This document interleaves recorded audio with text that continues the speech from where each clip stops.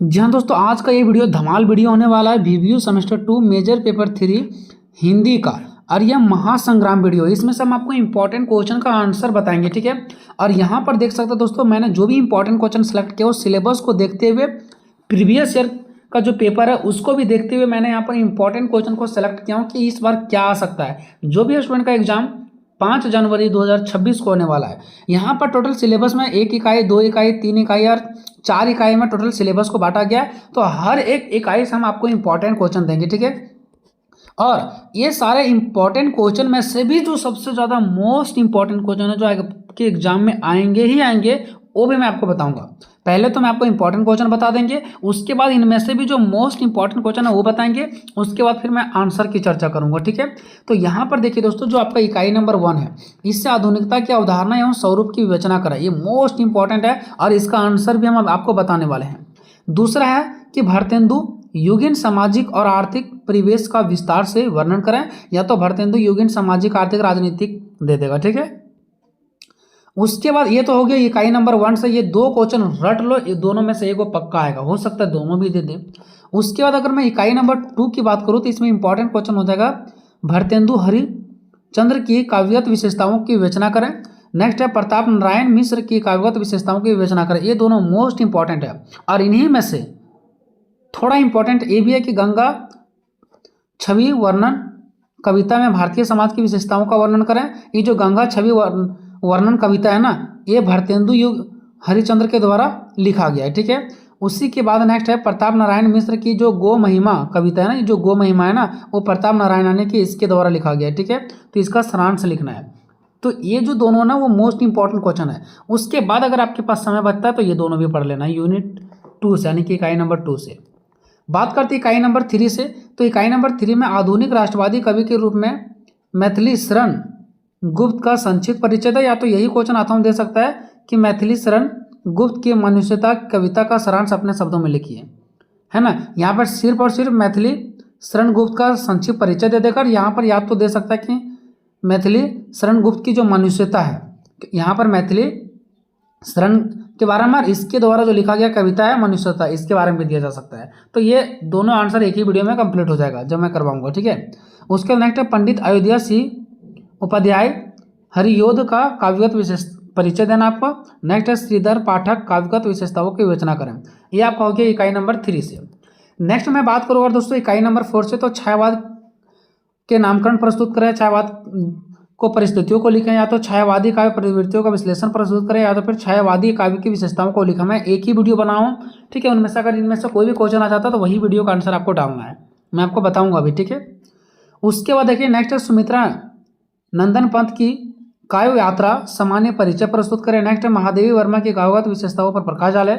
Next है जयशंकर प्रसाद द्वारा किरण कविता का भावार्थ अपने शब्दों में लिखें। नेक्स्ट है सूर्यकांत त्रिपाठी निराला द्वारा लिखित तोड़ती पत्थर कविता का सारांश लिखिए। ये जो इकाई नंबर आपका 4 है, इसमें से मोस्ट इंपॉर्टेंट क्वेश्चन है ये वाला, ठीक है। ये सब एक ही क्वेश्चन है, ठीक है, जो कि मैं एक ही वीडियो में इसका आंसर कंप्लीट करा दूंगा। एक ये और दूसरा दोस्तों सुमित्रा नंदन और महादेवी वर्मा, ये मोस्ट इंपॉर्टेंट क्वेश्चन है। अगर समय बचेगा तो ये दोनों आपको पढ़ लेना है, ठीक है। तो चलिए दोस्तों एक का करके हम क्वेश्चन के आंसर को कंप्लीट करेंगे। सबसे पहला आंसर देखेंगे आधुनिकता की अवधारणा एवं स्वरूप की विवेचना करें, ये पहला हो गया। उसके बाद ये क्वेश्चन नंबर दूसरा देखेंगे भारतेंदु युगीन सामाजिक, आर्थिक, राजनीतिक, ठीक है। यहाँ पर राजनीतिक नहीं दिया लेकिन हो सकता है राजनीतिक भी दे दे। उसके बाद नेक्स्ट क्वेश्चन देखेंगे भारतेंदु हरिश्चंद्र की काव्यगत विशेषताओं की विवेचना करें। उसके बाद नेक्स्ट देखेंगे प्रताप नारायण मिश्र की काव्यगत विशेषताओं की विवेचना करें। उसके बाद नेक्स्ट देखेंगे दोस्तों हम छायावाद के बारे में। इतना जो मोस्ट इंपॉर्टेंट क्वेश्चन है जिसका मैंने ऑलरेडी वीडियो बना दिया है, ठीक है, उसका मैं आंसर बता रहा हूँ। बाकी जो क्वेश्चन छूट रहा है उसको भी मैं नेक्स्ट वीडियो में कराने का प्रयास करूंगा। हेलो दोस्तों, इस क्वेश्चन को जितना भी इंपॉर्टेंट बताया जाए उतना ही कम होगा, ठीक है। ये क्वेश्चन आपके एग्जाम में आने की बहुत बहुत संभावना है, ठीक है। और इस क्वेश्चन को बिल्कुल मैं आपको ट्रिक के माध्यम से बताऊंगा और ये एक बार में बस आपको वीडियो को देख लेना है। उसके बाद 6 पेज, 7 पेज, 8 पेज, जितना मर्जी करेगा उतना आप लिख पाएंगे, लेकिन आप प्रयास कीजिएगा 4 पेज से प्लस और 6 पेज से कम, यानी 4 और 6 पेज के बीच में ही आंसर आपको देना है, इससे ज़्यादा नहीं देना है, ठीक है। हमारा क्वेश्चन है कि आधुनिकता की अवधारणा एवं स्वरूप की विवेचना करें, ठीक है। आधुनिकता का जो अवधारणा है और स्वरूप है इसकी विवेचना करना है। आधुनिकता का मतलब क्या होता है? पुरानी चीज़ों को नई चीज़ों में बदलाव जो हम लोग करते हैं उसी को आधुनिकता कहते हैं। सीधा सीधी बात है, पुरानी चीज़ों को नई चीज़ों में बदलाव होने की प्रक्रिया को हम लोग क्या बोलते हैं? आधुनिक या तो फिर आधुनिकता। और इसका हमको एक देखना अवधारणा और इसका देखना हमको स्वरूप। ठीक है, अब छोटा सा ये मैं आपको फिगर समझाऊंगा, उसके बाद यूं ही आपको क्वेश्चन में समझ में आ जाएगा। सबसे पहले आधुनिकता का बात कर रहे हैं। ठीक है, इसका अर्थ देखेंगे तो आधुनिकता क्या है? पुरानी चीज़ों को जो नई चीज़ों में बदलाव होता है, इसी प्रक्रिया को हम लोग क्या बोलते हैं? आधुनिकता। ठीक है, अभी मैं आपको पूरा आंसर भी दिखाऊंगा, ये एक ट्रिक है। इसके बाद देखेंगे इसका अवधारणा। क्या देखेंगे? अवधारणा। और अवधारणा का फिर हम लोग इसका क्या देख लेंगे? तत्व। ठीक है, ये हो गया अवधारणा, खत्म हो गया आपका। उसके बाद इसका स्वरूप भी आपको लिखना है। ठीक है, क्वेश्चन में जाके देख सकते हैं स्वरूप। अब इसका स्वरूप तीन प्रकार से, एक सांस्कृतिक और सामाजिक स्वरूप, कि जब पुराने चीज़ों को नई चीज़ों में बदलाव हुआ ना, तो हमारा सांस्कृतिक रीति रिवाज और समाज पर भी इसका प्रभाव पड़ा। ठीक है, जब नई चीज़ों में परिवर्तन हुआ ना, तो हमारा राजनीतिक स्वरूप में भी परिवर्तन देखने को मिला। पहले लोगों को वोट देने का अधिकार नहीं था, महिलाओं को पूरा अच्छा सा अधिकार नहीं मिलता था, लेकिन अब मिलने लगा, तो कहीं ना कहीं बदलाव हुआ है। ठीक है, तो इसका प्रभाव राजनीतिक पर भी पड़ा, इसका प्रभाव आर्थिक पर भी पड़ा। आर्थिक मतलब किसानों पर प्रभाव पड़ा। पहले कृषि के लिए औजार नहीं होता था, पहले चावल बिक नहीं पाते थे। ठीक है, और बिकते थे तो बहुत कम रेट में बिकते थे। तो ऐसे ऐसे चीज़ों पर भी क्या हुआ? बदलाव हमको देखने को मिला। इसी चीज़ों पर हम लोग चर्चा करेंगे। सबसे पहले देख लेते हैं थोड़ा सा आधुनिकता का अर्थ। ठीक है, तो आधुनिकता बोलो चाहे आधुनिक बोलो, बात एक ही पड़ता है। तो आधुनिक शब्द अंग्रेजी के एक शब्द मॉडर्न का हिंदी रूपांतरण, नहीं बोलते मॉडर्न जमाना आ गया, मतलब नया जमाना आ गया है ना, तो उसी का मॉडर्न का ही हिंदी रूप होता है आधुनिकता। इंग्लिश में मॉडर्न और हिंदी में आधुनिकता, जिसका अभिप्राय है प्रचलन, यानी प्रचलन, नई नई चीज़ों का प्रचलन, यानी फैशन, यानी कि वर्तमान काल। ठीक है, यानी कि वर्तमान काल, अभी का काल, पहले का नहीं, यानी कि आज का समय। ठीक है, तो प्रचलन बोलो, फैशन बोलो, अभी का समय बोलो, आज का समय बोलो, बात एक ही पड़ता है। ठीक है, अर्थात वर्तमान समय में जो चलन में है, यानी कि वर्तमान समय में जो भी कुछ अभी चल रहा है वह आधुनिक है। यानी अभी समय में जो भी कुछ प्रचलन चल रहा है वो सब क्या हमारा आधुनिकता है। आधुनिक चाहे वह अच्छा हो या बुरा हो, मतलब जो भी कुछ अभी चल रहा है पहले की अपेक्षा जो अभी कुछ चल रहा है वही हमारा क्या होता है? आधुनिकता होता है। चाहे वो अच्छा चीज़ हो चाहे बुरा हो, हमें वो पसंद आए या नहीं आए, वो आधुनिक है। ठीक है, पहले जो होता था उससे जो अभी अलग हो रहा है वही हमारा क्या है? आधुनिकता है। ठीक है, चाहे वो अच्छा हो चाहे बुरा हो। अभी नया नया मोबाइल की ज़माना आ गया, हो सकता है मोबाइल बुरा भी हो सकता है, किसी के लिए अच्छा भी हो सकता है, तो ये भी एक आधुनिकता ही है। ये नहीं कि जो अच्छा होता है सिर्फ वही आधुनिकता है। ठीक है, बुरा भी आधुनिकता ही है। नेक्स्ट है कि पुराने तरीकों और विचारों से अलग अलग नए नए तरीकों और विचारों को अपनाने की प्रक्रिया होती है इसमें। दूसरा पॉइंट है कि विज्ञान, तकनीकी और नए विचारों को अपनाने की प्रक्रिया होती है। तीसरा है कि आधुनिकता के दौर में शहरों का तेजी से शहरीकरण हुआ। क्यों? क्योंकि पहले ग्रामीण में लोग रहते थे, अब धीरे धीरे इसका विकास हुआ, शहरों में बसने लगे, तो शहरीकरण हो गया। शहरीकरण मतलब शहरों में बसना, शहरों का बढ़ावा होना, शहरों का विकास होना। ठीक है, नेक्स्ट पॉइंट है कि आधुनिकता के दौर में दैनिक जीवन में आधुनिक उत्पादन की वस्तुओं का ग्रहण हुआ है। यानी आधुनिक उत्पादन मतलब क्या, और आधुनिक मतलब अभी के समय की वस्तुएं का क्या हुआ है? लोग क्या कर रहे हैं? उत्पादों का ग्रहण कर रहे हैं। जो अभी के समय में वस्तु बन रहे हैं उसका क्या कर रहे हैं? ग्रहण कर रहे हैं। ठीक है, नेक्स्ट क्या, कि आधुनिकता एक ऐसी सामाजिक व्यवस्था का नाम है जिसमें प्राचीन परंपराओं के स्थान पर, यानी पुरानी जो परंपरा था उसके स्थान पर नवीन मान्यताओं को स्थान दिया गया। इसमें क्या हुआ कि जो प्राचीन परंपरा था, पुराने रीति रिवाज थे, पुराने जो परंपरा था उसके जगह में नए परंपराओं को क्या दिया गया? स्थान दिया गया। ठीक है, ये हो गया दोस्तों। अभी तक हम लोग उसका सिर्फ अर्थ देखें। अब हम लोग देखेंगे आधुनिकता की अवधारणा। आधुनिकता का क्या देखेंगे? अवधारणा देखेंगे। ठीक है, तो आधुनिकता एक ऐसी दृष्टिकोण है ना जो प्राचीन यानी कि पुराना जिसको बोल सकते हैं पारंपरिक, ठीक है, तरीकों को छोड़कर नवीनतम यानी प्रगति विज्ञान पर आधारित है। यानी इसमें पुरानी चीज़ों को छोड़ करके नवीनतम मतलब नया, प्रगति मतलब जो प्रगति करे, और विज्ञान मतलब जो विज्ञान से संबंधित हो। ये नहीं कि उसका कोई मतलब ही ना निकले। ठीक है, ये सब चीज़ों पर आधारित होता है हमारा आज का आधुनिकता। ठीक है, अभी आधुनिकता की अवधारणा हम लोग पढ़ रहे हैं। ठीक है, यह अतीत की स्थिर संरचनाओं से मुक्त पाने और समाज को आर्थिक अधिक गतिशील और स्वतंत्र बनाने का प्रयास करती है। मतलब देखो, ये अतीत यानी जो पुराने चीज़ों में जो भी संरचना स्थिर थी, जो रुकी हुई थी, उसमें क्या हुआ कि समाज को अधिक गतिशील करने का प्रयास किया गया, स्वतंत्र बनाने का प्रयास किया गया।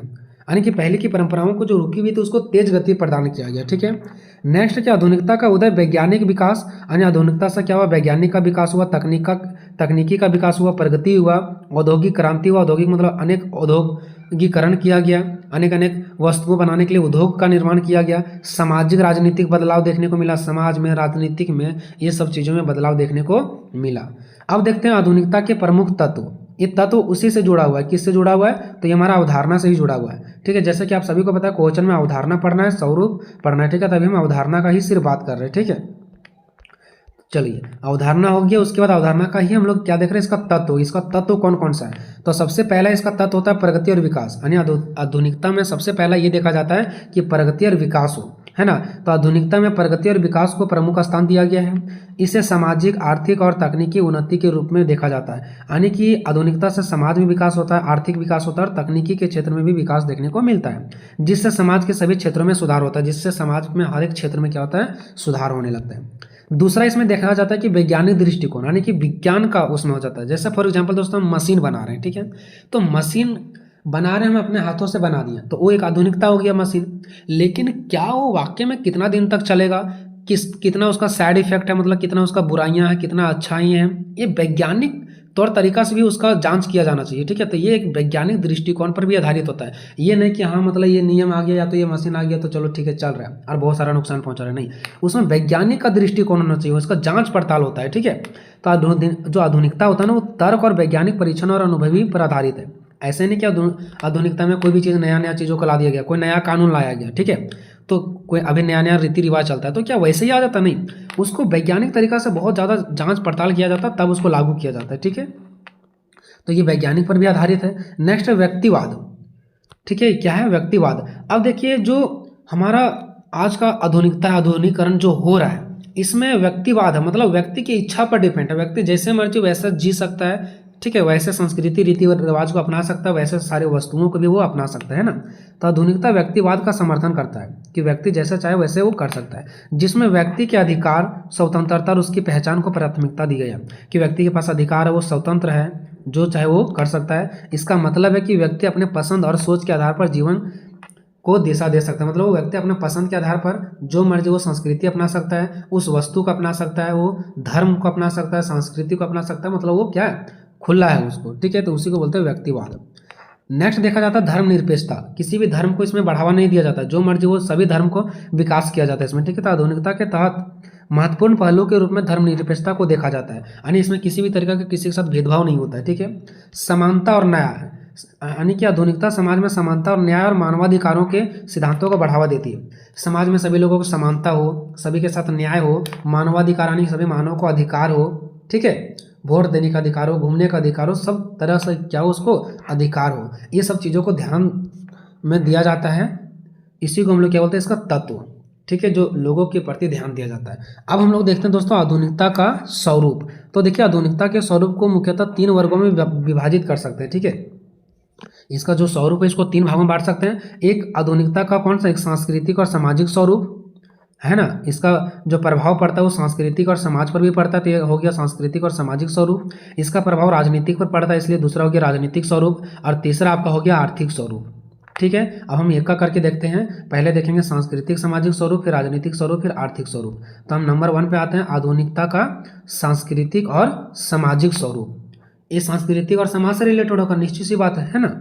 तो देखिए आधुनिकता का सांस्कृतिक और सामाजिक स्वरूप जटिल और बहुआयामी, मतलब ये बहुत ही जटिल प्रक्रिया है। इसमें परंपरागत समाज के कई तत्वों को चुनौती दी जाती है। परंपरागत समाज मतलब पुरानी समाज को जो रीति रिवाज है, वस्तुएं हैं, उसको चुनौती दी जाती है, मतलब उसको अपनाया नहीं जाता है, मतलब उसको चुनौती दिया जाता है, और नई दृष्टिकोण और जीवन शैली को अपनाया जाता है। पुरानी चीज़ों को छोड़ दिया जाता है और नई चीज़ों को अपनाया जाता है। ये हम किसका बात कर रहे हैं, सांस्कृतिक और समाज का। ठीक है, अब इसी के अंतर्गत और भी छोटे छोटे हम लोग पॉइंट देखते हैं कि कैसे संस्कृति पर और समाज पर इसका प्रभाव पड़ता है। तो पहला जो प्रभाव पड़ता है वो संस्कृति पर पड़ता है। हमारा संस्कृति आज का देखते जा रहा है कि परिवर्तन होते जा रहा है, पहनावा ओढ़ावा खान पान में क्या होते जा रहा है, परिवर्तन होते जा रहा है। ठीक है, तो ये जो पहला पॉइंट है, दूसरा पॉइंट है, ये सब किसका है, सांस्कृतिक और सामाजिक स्वरूप का ही पॉइंट है। ठीक है, तो पहला सांस्कृतिक परिवर्तन हो रहा है। आधुनिकता में सांस्कृतिक परिवर्तन अत्यंत ही महत्वपूर्ण है, मतलब इसमें बहुत ज़्यादा सांस्कृतिक क्या हो रहा है, परिवर्तन हो रहा है। इसमें परंपरागत कला यानी जो पुरानी कला था, पुराना साहित्य था, पुराना संगीत था और जीवन शैली था, उसमें नई दृष्टिकोण और तकनीकों से प्रभावित किया जा रहा है।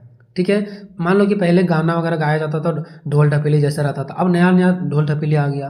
पहले लोग क्या करते थे, बहुत बैलगाड़ी वगैरह से लाते थे, अभी नया ट्रैक्टर हो गया, बहुत मतलब नया तकनीकी आ गया। ठीक है, तो सांस्कृतिक परिवर्तन कैसे हुआ, पहले की जो कला था, लोगों का रीति रिवाज था, उसमें अभी क्या हुआ, चेंजिंग आ गया। अभी नए परिवर्तन देखने को हमें क्या हो रहा है, मिल रहा है। दूसरा परिवर्तन कहाँ देखने को मिला, सामाजिक संरचना में बदलाव, यानी हमारा समाज में भी बदलाव हुआ। पहले महिलाओं के साथ बहुत ज़्यादा गलत व्यवहार किया जाता था, उसको बाहर निकलने नहीं दिया जाता था, लेकिन अभी समाज में बदलाव आया है। ठीक है, तो आधुनिकता के साथ साथ सामाजिक संरचनाओं में भी बहुत ज़्यादा बदलाव आए हैं।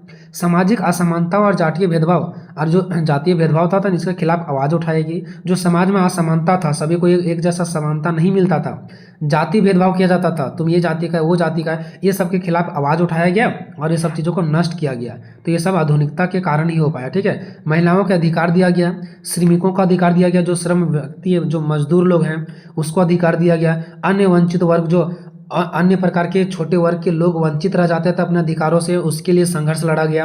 ठीक है, जिससे समाज में समानता और न्याय की दिशा आ सके, है ना। तो ये सब किसके वजह से हो पाया, तो ये सब आधुनिकता के वजह से ही हो पाया। तीसरा देखते हैं, परिवार और विवाह में भी परिवर्तन देखने को मिला। परंपरागत समाज में विवाह और परिवर्तन के ढांचे में भी आधुनिकता के कारण बदलाव आए। पहले परिवार में विवाह अलग प्रकार से होता था, लेकिन अभी, पहले अपने ही जाति में होता था, लेकिन अभी अगर किसी से प्रेम हो गया तो हम दूसरा जाति से भी कर लेते हैं। ठीक है, पहले यहाँ विवाह का उद्देश्य सामाजिक और धार्मिक कर्तव्यों की पूर्ति था, यानी कि समाज, जिस समाज के हैं आप और जिस धर्म के हैं उसी समाज और धर्म के भी व्यक्ति होना चाहिए। वहीं आधुनिकता के साथ, यानी कि अभी के साथ में क्या होता है, व्यक्तिगत पसंद, प्रेम और स्वतंत्रता का महत्व बढ़ गया, यानी जिससे हम प्रेम करते हैं, पसंद करते हैं, उसी से शादी होगा। ठीक है, इसके अलावा महिलाओं की स्थिति में भी सुधार दिशा में कदम उठाए गए। महिला की स्थिति में सुधार हो, इसके प्रति भी कदम उठाया गया, है ना, जिससे उन्हें शिक्षा और स्वतंत्रता प्राप्त करने का अवसर मिले। ठीक है, यानी इसकी स्थिति में सुधार किया गया, महिलाओं की स्थिति में सुधार किया गया, ताकि उन्हें शिक्षा मिल सके, वो स्वतंत्र रह सके और वो भी अपना विकास कर सके। चौथा पॉइंट है शहरीकरण और जीवन शैली। ग्रामीण समाज से शहरीकरण, यानी कि ग्रामीण से बहुत सारे लोग विकसित होकर के आगे बढ़ करके शहर में चल गए और इसका जीवन भी बदल गया, है ना। तो आधुनिकता के साथ साथ शहरीकरण की प्रक्रिया में तेजी हुई, जिसके कारण शहरों का विकास हुआ, ग्रामीण समाज का ह्रास हुआ। ग्रामीण समाज का ह्रास हुआ मतलब ग्रामीण समाज नष्ट हो गया और धीरे धीरे समाज जो ग्रामीण था वो किस में बदलने लगा, शहर में बदलने लगा। शहरी जीवन ने लोगों को नए प्रकार की चुनौतियों और अवसरों को अवगत कराया। जो शहरी जीवन है ना, तो ग्रामीण में लोग कुछ नहीं जानते थे, लेकिन ग्रामीण से जैसे शहर में गए उन लोग नए नए चुनौतियां आने लगा उन लोगों के सामने, और नए नए अवसर भी आने लगा। ठीक है, और धीरे धीरे उन लोगों का विकास भी होने लगा। इसमें उपभोक्तावाद, मशीनीकरण और तकनीकी उन्नति भी महत्वपूर्ण भूमिका है रही है। ठीक है, उपभोक्तावाद मतलब लोग नए नए चीज़ों का उपभोग कर रहे हैं, मतलब प्रयोग कर रहे हैं, नया नया मशीन आया, नया नया तकनीकी आया। ठीक है, तो ये सब चीज़ों को भी देखने को मिला।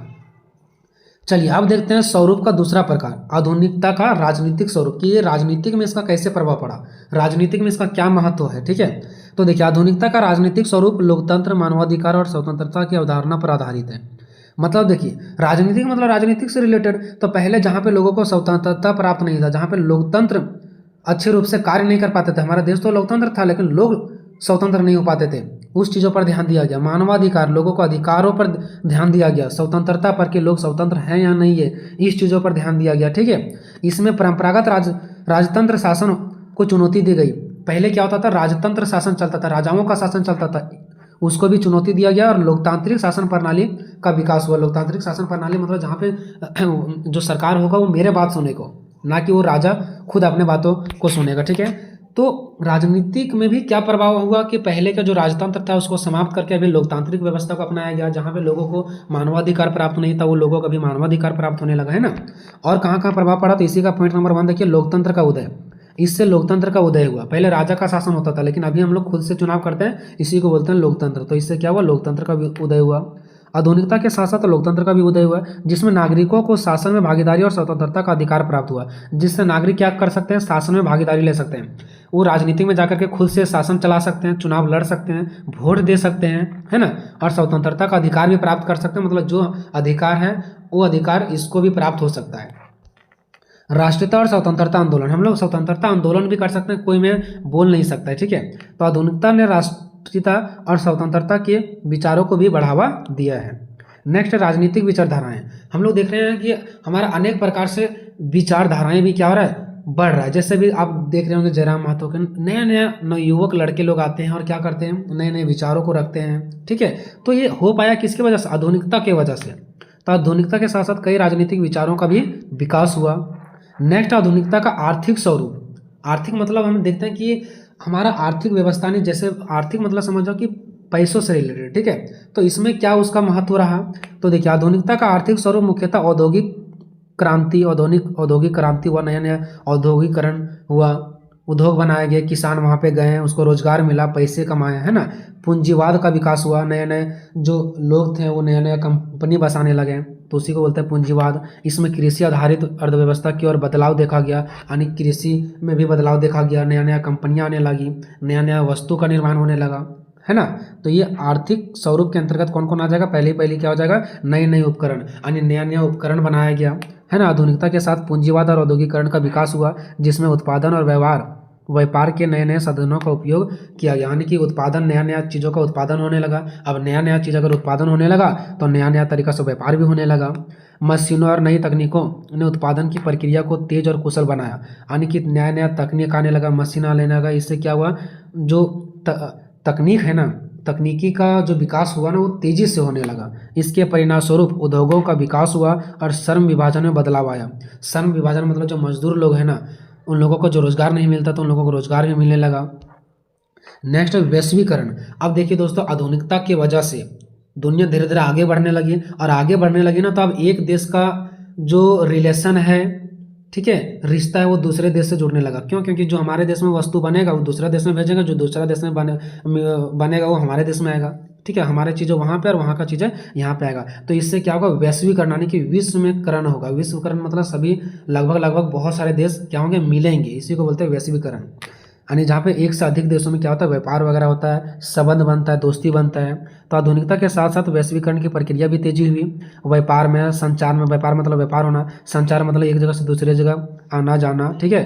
परिवहन के साधनों में, परिवहन मतलब वही जैसे सामान एक जगह से दूसरी जगह ले जाते हैं। ये सब चीज़ों में सुधार के कारण देश के बीच आर्थिक संबंध भी मजबूत हुआ। ये सब की वजह से क्या हुआ, हमारे देश का आर्थिक मजबूती हुआ, हमारे देश के लोग भी रोजगार पा रहे हैं, यहाँ वस्तु बना रहे हैं, दूसरा देश जा रहा है, ठीक है। तो इससे आर्थिक संबंध मजबूत हुआ, यानी पैसों के मामले में भी क्या हुआ, मजबूत हुआ। उपभोक्तावाद, यानी कि नया नया जब चीज़ बना तो लोग भी नए नए चीज़ों का उपभोग करने लगे। तो उपभोक्तावाद का मतलब हो गया जो आदमी नए नई चीज़ों को क्या कर रहे हैं, उपभोग कर रहे हैं अपने जीवन में। तो आधुनिकता के आर्थिक स्वरूप में उपभोक्तावाद का भी विशेष स्थान है। आधुनिक तकनीकी और उत्पादन के कारण वस्तुओं की उपलब्धता बढ़ी, यानी नए नए वस्तु अधिक मात्रा में बनाया जाने लगा है ना, जिससे उपभोक्ता संस्कृति का विकास हुआ, जिससे लोगों का संस्कृति में भी देखने को मिला परिवर्तन, ठीक है। लोगों की जीवन शैली में बदलाव आया, वे अधिक उपभोग वस्त्रों और सेवाओं की मांग करने लगे। अब व्यक्ति भी क्या करने लगे, अधिक से अधिक वस्त्रों को, यानी कि देखते हैं आज क्या, जीन्स चल गया, टी शर्ट चल गया, अनेक प्रकार के कपड़ाएँ चला है, ठीक है, जो लोग क्या करते हैं हर एक त्यौहार को में अपनाते हैं। तो कहीं ना कहीं ये सब उपभोक्तावाद का ही कारण है, जो लोग नए नए चीज़ों को अपना रहे हैं। उसके बाद निष्कर्ष देखिए दोस्तों, आधुनिकता एक जटिल और व्यापक अवधारणा है, जिसने समाज के सभी पहलुओं को, जैसे कि सामाजिक, सांस्कृतिक, राजनीतिक और आर्थिक पर अपना गहरा प्रभाव डाला है।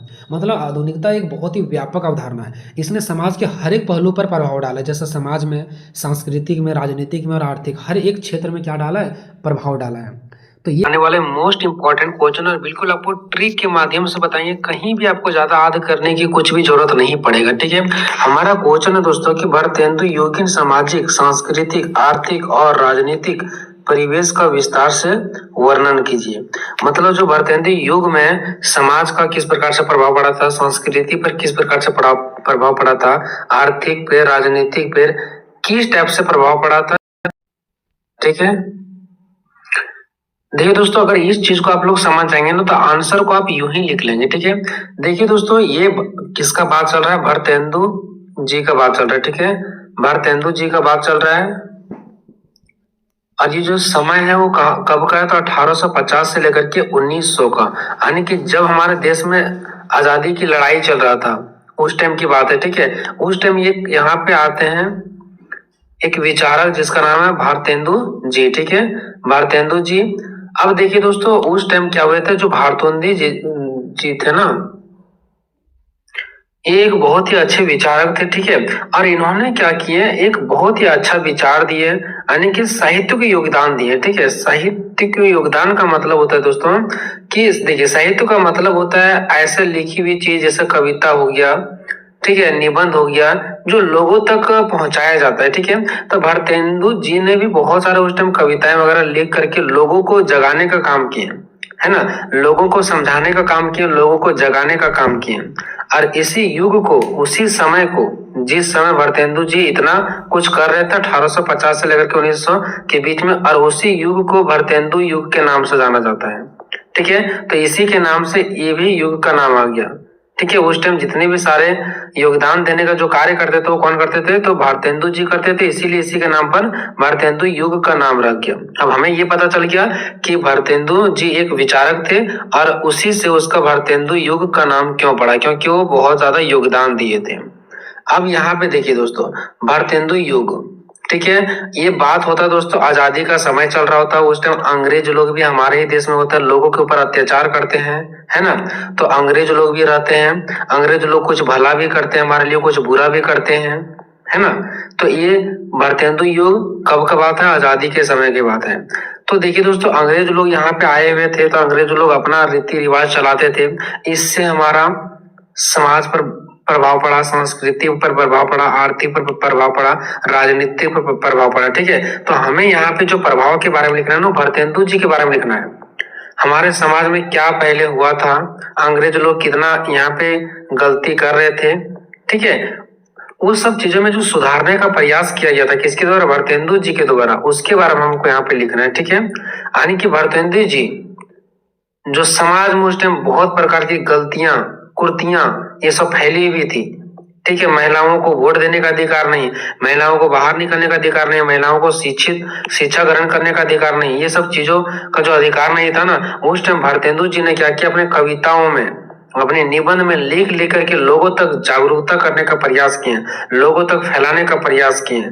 ठीक है, और उस टाइम समाज जो हमारा था वो कैसा था, जटिलताओं से भरा हुआ था। तो भारतेंदु जी ने बहुत ज्यादा योगदान दिए समाज को एक अच्छा राह पर चलाने के लिए। ठीक है, इसीलिए इसका नाम पड़ गया भारतेंदु युग। ठीक है, अब ये क्वेश्चन वही दोस्तों, भारतेंदु युगिन, भारतेंदु युगिन का मतलब क्या है, ये भारतेंदु युग कि जो भारतेंदु के समय में जो युग चल रहा था उसका सामाजिक व्यवस्था कैसा था उस टाइम, सांस्कृतिक व्यवस्था कैसा था, आर्थिक व्यवस्था कैसा था और राजनीतिक व्यवस्था कैसा था, इस पर विचार लिखना है। तो हम एक एक करके लिखेंगे, पहले सामाजिक पर, फिर सांस्कृतिक पर, फिर आर्थिक पे और फिर राजनीतिक पे। ठीक है दोस्तों, सबसे पहले थोड़ा सा देख लेते हैं कि भारतेंदु जी के अधिक साहित्यिक योगदान के कारण ही 1850 से 1900 तक के काल को भारतेंदु युग के नाम से जाना जाता है। ये बात है किसका, भारतेंदु का। इन्होंने साहित्य में बहुत ज्यादा योगदान दिया था। साहित्य मतलब उसने बहुत ज्यादा कविता निबंध लिख करके लोगों को जगाने का प्रयास करते थे। ठीक है, और ये बात 1850 से 1900 के बीच में, इसीलिए इस काल में बहुत ही ज्यादा समाज पर प्रभाव पड़ा, संस्कृति पर प्रभाव पड़ा। ठीक है, इसलिए इसको भारतेंदु युग के नाम से जाना जाता है। इसका कुछ पॉइंट देख लीजिए दोस्तों, भारतेंदु युग को आधुनिक हिंदी साहित्य का प्रवेश द्वार माना जाता है। मतलब आधुनिक हिंदी मतलब क्या, अभी के हिंदी, अभी के हिंदी युग का सबसे ज्यादा इंपॉर्टेंट किसको माना गया दोस्तों, तो भारतेंदु युग को ही माना गया है। इसी की वजह से अभी का जो हमारा हिंदी साहित्य है ये इतना ज्यादा आगे बढ़ पाए, इतना ज्यादा इसका विकास हो पाया। भारतेंदु जी के नाम से ही इस युग का नामकरण किया गया, मतलब भारतेंदु जी के नाम से ही इस युग का भी नाम रख दिया गया, भारतेंदु युग। ठीक है, नेक्स्ट क्वेश्चन है दोस्तों कि भारतेंदु युग नव जागरण का युग है। मतलब भारतेंदु युग में बहुत सारे चीज ऐसे थे जो नए नए चीज देखने को मिला, इसमें नई सामाजिक चेतना उभर करके आई, इसमें नए नए समाज की चेतना, नए नए सामाजिक विचार उत्पन्न होकर के आए। ठीक है, उभर करके आए भारतेंदु काल में, यानी कि भारतेंदु के समय में। ठीक है, ब्रज भाषा और खड़ी बोली का प्रयोग किया गया था। कब, भारतेंदु काल में, जो भारतेंदु के काल के समय में ब्रज भाषा और खड़ी बोली का प्रयोग किया गया था, और उसी टाइम खड़ी बोली का विकास हुआ था। उसी टाइम खड़ी बोली का विकास हुआ था किसके काल में, तो भारतेंदु के काल में। और इसी युग में, भारतेंदु के काल में ही पत्रकारिता, उपन्यास, कहानी, नाटक, निबंध आदि विधाओं का विकास हुआ। यानी कि पत्रकारिता का, उपन्यास का, कहानी का, नाटक का, निबंध का, ये सब चीजों का विकास उसी समय हुआ।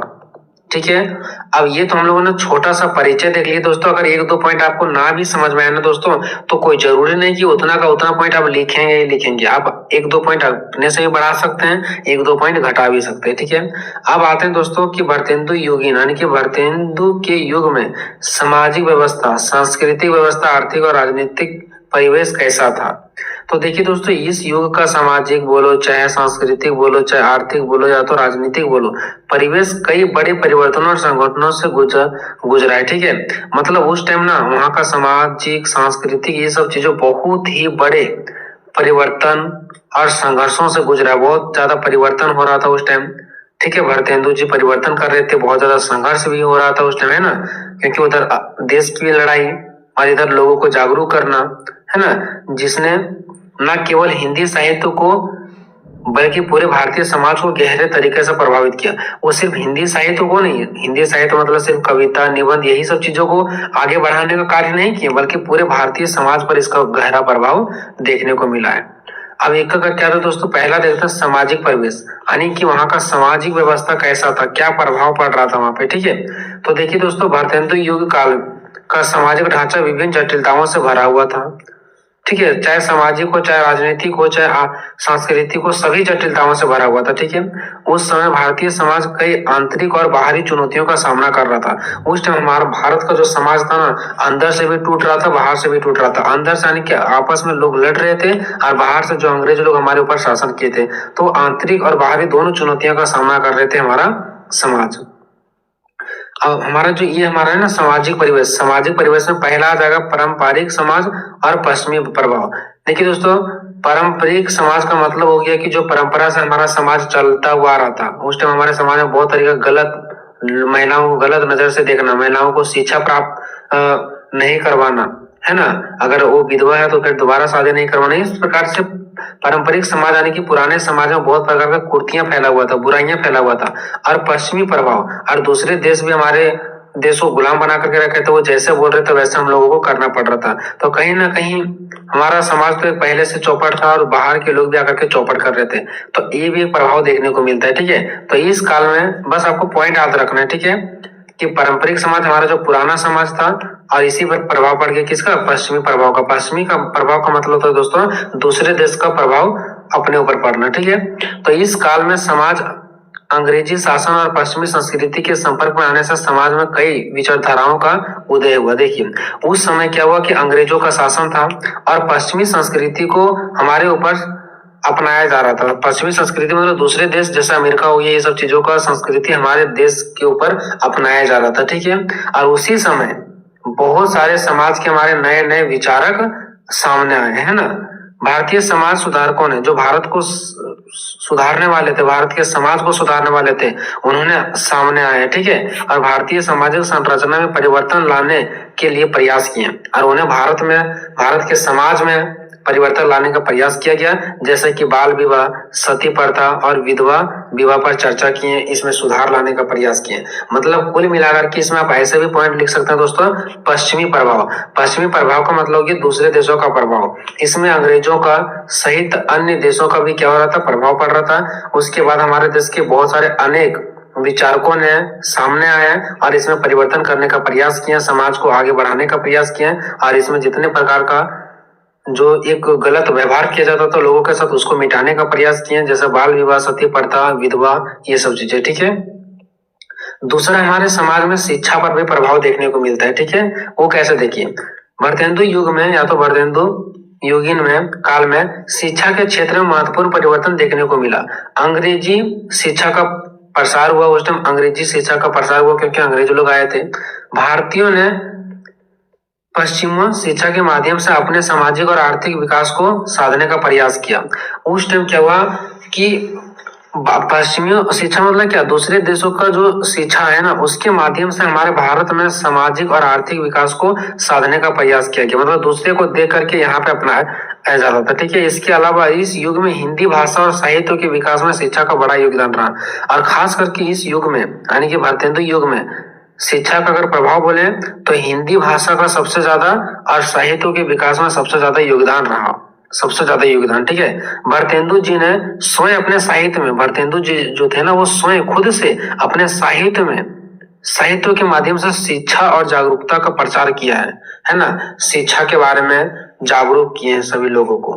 ठीक है दोस्तों, समाज पर जो तीसरा प्रभाव पड़ने वाला वो महिलाओं की स्थिति का। इस युग में महिलाओं की स्थिति अत्यंत ही पिछड़ी हुई थी। महिलाएं सामाजिक और धार्मिक बंधनों में जकड़ी हुई थी, है ना, इसको बंधन बना लिया गया था। और उन्हें शिक्षा और स्वतंत्रता के अवसर बहुत ही कम मिलते थे।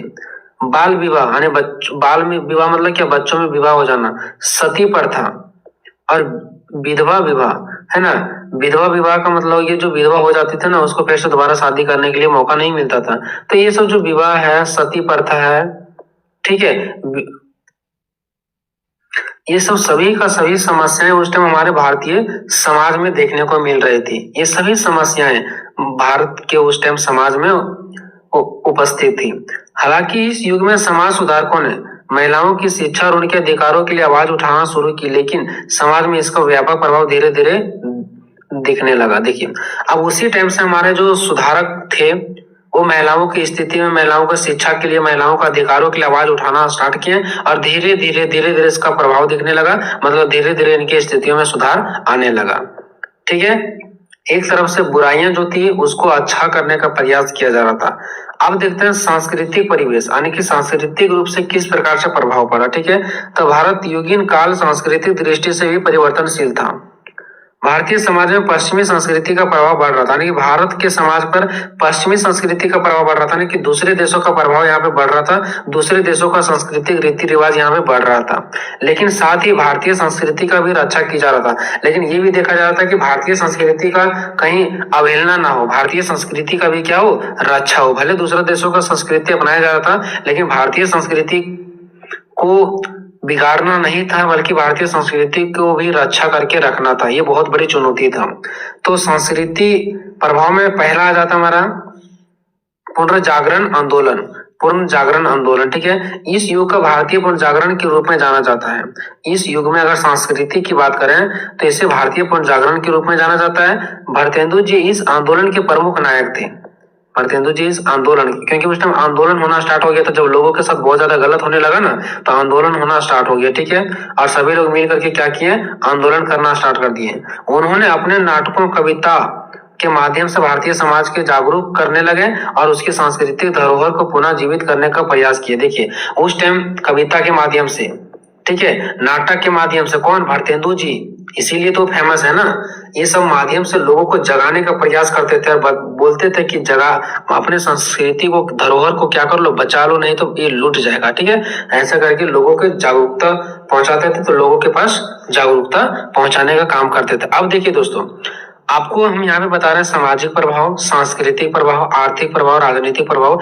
एक दो पॉइंट आपको ऐसा लगेगा कि शायद ये सामाजिक में भी हो सकता है, तो अगर एक दो पॉइंट सामाजिक वाला राजनीतिक में, राजनीतिक वाला सामाजिक में, या सांस्कृतिक वाला सामाजिक में, या सामाजिक वाला सांस्कृतिक में एक दो पॉइंट चल जाएगा तो कोई दिक्कत नहीं है। ठीक है, बस आपको पॉइंट याद रखना है, इसका वाला पॉइंट उसमें, उसका वाला पॉइंट इसमें आ जाएगा तो कोई दिक्कत नहीं है। ठीक है, अब देखते हैं सांस्कृतिक प्रभाव का दूसरा, हिंदी साहित्य का विकास, यानी कि उस टाइम हिंदी साहित्य का विकास कैसे हुआ,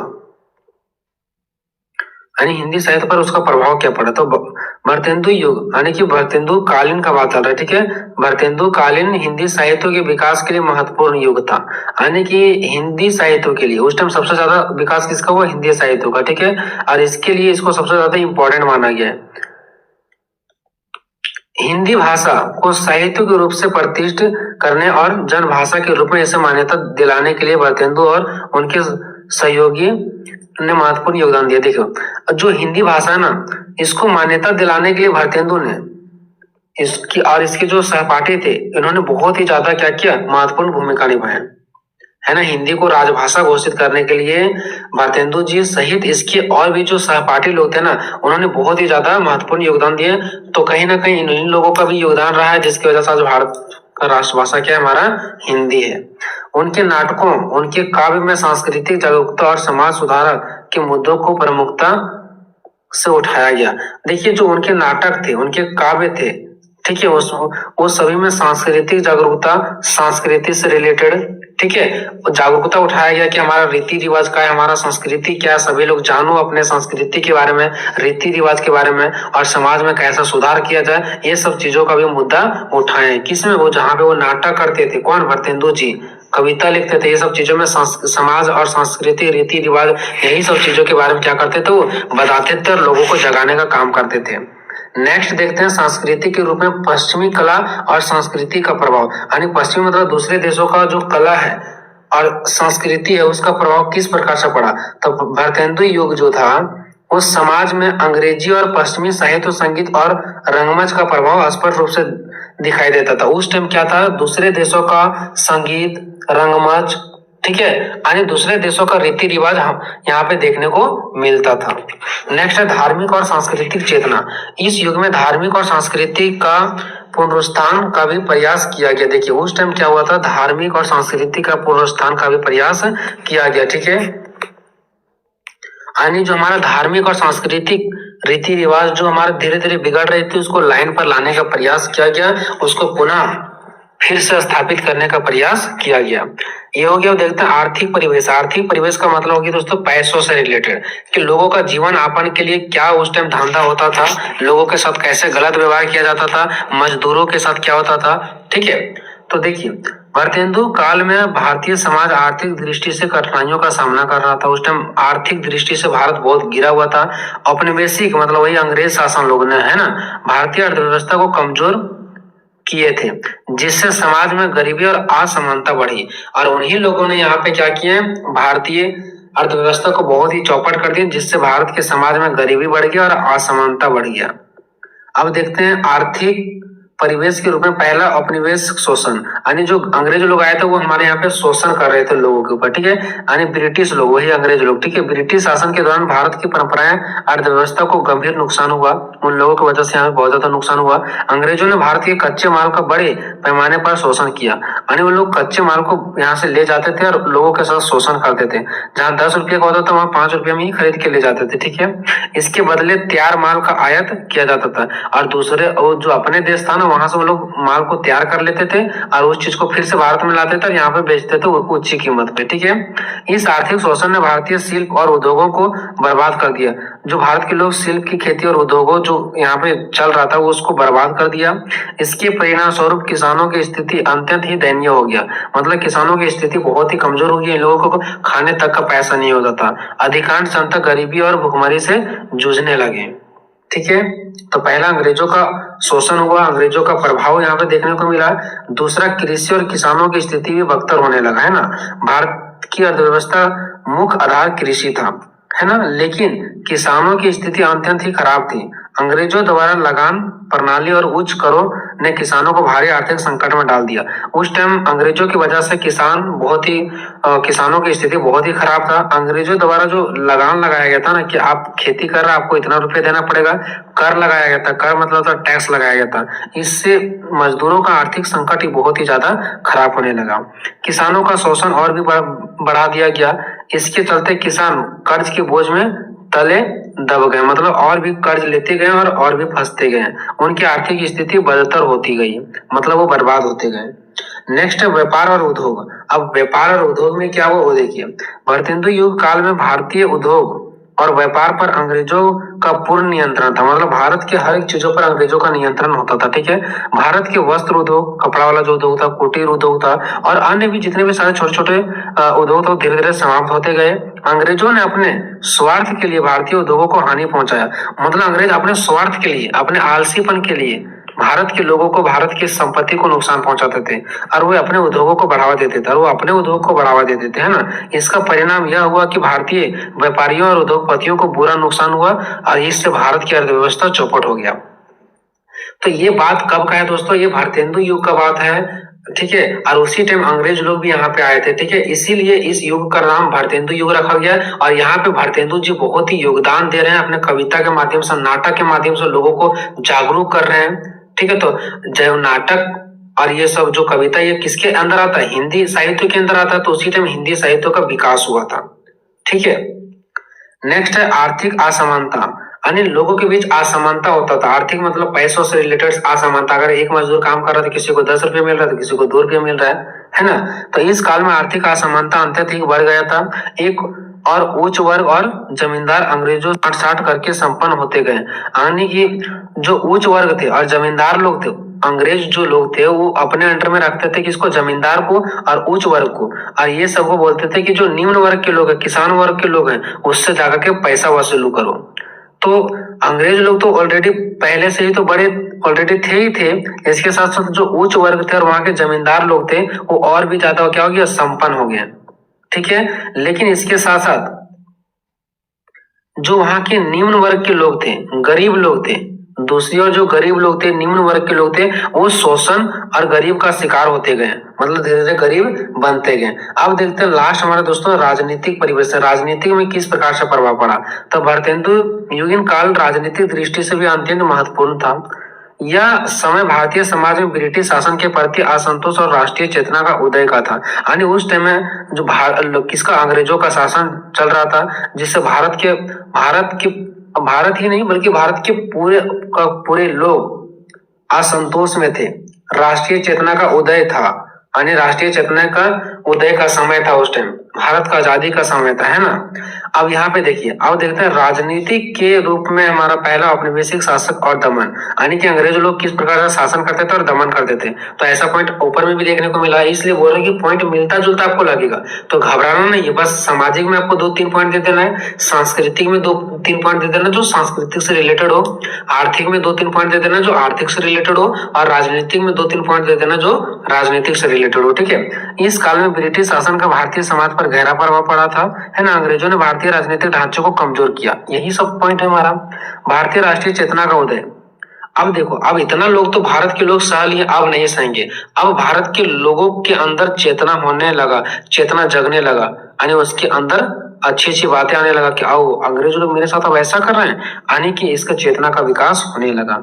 अंग्रेजों के दमनकारी शासन के खिलाफ भारतीय समाज में राष्ट्रीय चेतना का उदय हुआ। लोगों के मन में भारतीय नेताओं और बुद्धिजीवी जिसके पास अच्छे अच्छे ज्ञान थे, स्वतंत्रता और स्वाधीनता के लिए आवाज उठाने लगे। मतलब जो बुद्धिजीवी लोग थे, नेता लोग थे, ठीक है, उन लोगों ने स्वतंत्रता की लड़ाई लड़ना स्टार्ट कर दिए। भारतेंदु जी जैसे बुद्धिजीवी, भारतेंदु जी भी किसके अंतर्गत आ जाएंगे, बुद्धिजीवी, इसके पास बहुत ज्यादा ज्ञान था। उन्होंने भी अपने साहित्य के माध्यम से भारतीय समाज में राष्ट्रीय चेतना का प्रचार प्रसार किया। यानी वो भी राष्ट्रीय चेतना यानी राष्ट्र के प्रति प्रेम, सब चीजों को प्रचार प्रसार किए। कविता के माध्यम से, नाटक के माध्यम से। आखिर भारतेंदु जी किसमें फेमस है, नाटक लिखने में, कविता लिखने में। तो ये सब चीजों के माध्यम से भी वो क्या कर रहे हैं, लोगों को जगाने का काम कर रहे हैं। नेक्स्ट समाज सुधार आंदोलन और राजनीति। अब धीरे धीरे आंदोलन होने लगा, है ना, समाज सुधार के लिए। तो इस काल में समाज सुधार आंदोलन और राजनीतिक आंदोलन आपस में गहरे रूप से जुड़ते हुए चल गए। मतलब समाज सुधार के लिए क्या होते गए, आंदोलन होता चला गया। नेक्स्ट है स्वतंत्रता की भावना। लोगों के अंदर क्या जगने लगा, स्वतंत्रता की भावना, है ना। तो भारतेंदु युगीन समाज में स्वतंत्रता की भावना धीरे धीरे विकसित हो रही थी। चलिए, ये हो गया दोस्तों। अब आते हैं निष्कर्ष पे। तो भारतेंदु युगीन काल भारतीय समाज के विभिन्न पहलुओं जैसे सामाजिक, सांस्कृतिक, आर्थिक और राजनीतिक में व्यापक परिवर्तन का साक्षी रहा है। सिर्फ परिवर्तन नहीं, व्यापक परिवर्तन। इस टाइम में समाज में, सांस्कृतिक में, आर्थिक में, राजनीतिक रूप से बहुत ही गहरा प्रभाव पड़ा है। चाहे वो अच्छा प्रभाव पड़ा हो या बुरा प्रभाव पड़ा हो। कुछ अच्छा भी पड़ा, जैसे यहाँ के लोगों को अंग्रेजी सीखने को मिल रहा था, है ना। तो कुछ बुरा भी प्रभाव पड़ा, कुछ अच्छा भी पड़ा, लेकिन नॉर्मल नहीं बल्कि व्यापक परिवर्तन देखने को मिला, ठीक है। हेलो दोस्तों, ये मोस्ट इंपॉर्टेंट क्वेश्चन और इसको ट्रिक के माध्यम से आप सभी को बताएंगे। क्वेश्चन हमारा है कि भारतेंदु हरिश्चंद्र की काव्यगत विशेषताओं की विवेचना करना है। यानी जो भारतेंदु जी थे ना, उसका जो काव्यगत यानी जो उसका कविता था, उसका विशेषताओं का वर्णन करना है। इसके पहले हम लोग एक क्वेश्चन देखे थे भारतेंदु युग के बारे में, यानी जो ये भारतेंदु जी थे ना, इसका युग के बारे में देखे थे, यानी वहाँ सामाजिक, सांस्कृतिक, राजनीतिक व्यवस्था कैसी थी। लेकिन अभी हम लोगों को देखना है भारतेंदु हरिश्चंद्र बोलो या तो फिर सिर्फ बोलो भारतेंदु जी, एक ही पड़ता है, ठीक है। तो ये जो भारतेंदु जी थे ना, इसका काव्यगत यानी कविताओं की विशेषताओं को हमको देखना है, ठीक है। सबसे पहले ये आपको समझना है, उसके बाद आपको यूं ही सब कुछ समझ में आ जाएगा। आधा से ज़्यादा आपको यहीं पर समझ आ जाएगा, ठीक है। भारतेंदु जी बोलो चाहे तो भारतेंदु हरिश्चंद्र बोलो, बात एक ही पड़ रहा है, ठीक है। इसी का नाम है भारतेंदु हरिश्चंद्र, ठीक है। अब ये जो भारतेंदु हरिश्चंद्र जी थे ना, इसका पहले परिचय देखते हैं। इसका जो जन्म हुआ 9 सितंबर 1850 को हुआ। स्थान कहाँ पर जन्म हुआ था, तो काशी में जन्म हुआ। पिता का नाम गोपाल चंद्र था, माता का नाम पार्वती था, ठीक है। और इसका युग यानी भारतेंदु हरिश्चंद्र का जो युग चला ना, 1857 से 1900 तक। और इसी युग को हम लोग बोलते हैं भारतेंदु युग भी बोलते हैं, जो कि पिछला वीडियो में इसका आंसर हम लोग देख रखे हैं, ठीक है। इसको भाषा कौन कौन आता था, तो संस्कृत, उर्दू, बांग्ला, पंजाबी और गुजराती भाषा इनको आते थे, ठीक है। ये इस हो गया इसका परिचय। अब हमको देखना है भारतेंदु हरिश्चंद्र जी की जो कविताएं थी ना, उसका विशेषताएं देखना है। तो हम इस क्वेश्चन में 2 ही चीज डील करेंगे, एक तो इसका परिचय, जो कि आप लोगों ने ये वाला देख लिया। और दूसरा डील करेंगे इसकी कविताएं का विशेषता। तो इसकी कविता में ये सारे विशेषताएं हमको देखने को मिलता है। राष्ट्रभक्ति, इसकी कविता में हमें राष्ट्रभक्ति देखने को मिलता है। समाज में सुधार कैसे होगा, ये सब चीज़ों भी इसकी कविता में देखने को मिलता है। बिल्कुल सरल भाषा का प्रयोग किया गया कविता में। श्रृंगारिकता, ठीक है, श्रृंगारिकता का मतलब होता है दोस्तों प्रेम भाव से जुड़ा हुआ चीज़, ठीक है, जो कविता में यूज किया जाता है। वास्तविकता यानी वास्तविक चीज़ों का ही इसमें प्रयोग किया गया है। सांस्कृतिक भावना, ठीक है। रचनात्मक मतलब ये कविता में अलग अलग प्रकार की रचना किए हैं। नवीन विषय, नए नए विषयों को डालने का प्रयास किया गया है। और अपने कविता में जीवन के बारे में, मृत्यु के बारे में, प्रेम के बारे में और सत्य के बारे में भी चर्चा किए हैं। तो ये हो गया इसका दोस्तों कविताएं का विशेषता। अब आपका क्वेश्चन यूं ही समझ में आएगा।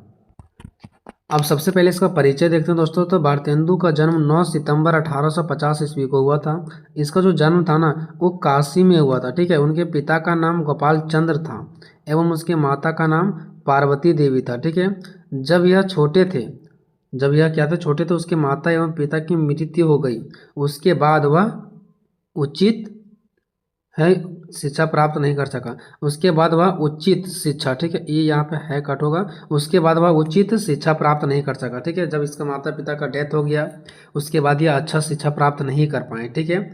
उसके बाद इसका कुछ पॉइंट्स देख लेते हैं। हिंदी साहित्य के आधुनिक काल का प्रारंभ भारतेंदु हरिश्चंद्र जी से माना जाता है। देखिए हिंदू साहित्य, ये जो हिंदी साहित्य है ना, हिंदी साहित्य के आधुनिक काल का मतलब हो गया दोस्तों अभी का काल। और हिंदी साहित्य का मतलब क्या हो गया, जो हिंदी में नाटक, हिंदी में कविता, साहित्य मतलब कविता हो गया, नाटक हो गया।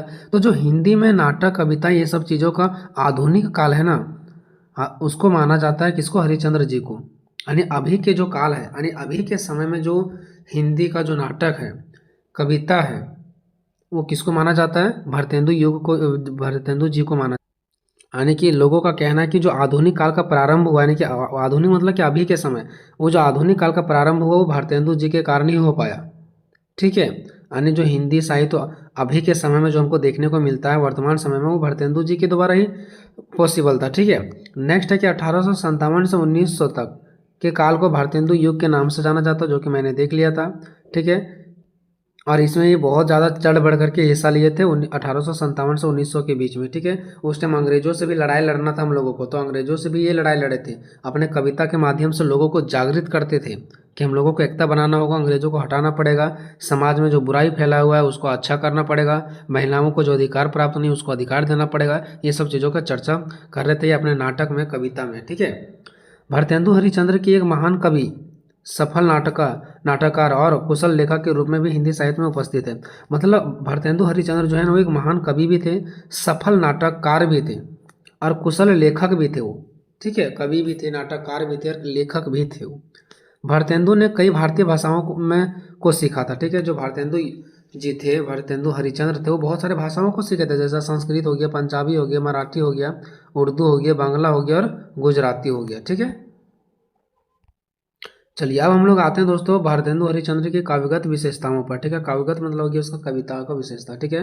राष्ट्रभक्ति, समाज सुधार की भावना, भाषा की सरलता, नवीन विषयों को उजागर, श्रृंगारिकता, वास्तविकता, रचनात्मक, है ना, सांस्कृतिक भावना, जीवन, मृत्यु और प्रेम और सत्य। एक करके चर्चा करते हैं दोस्तों, बस आपको एक बार देख लेना है।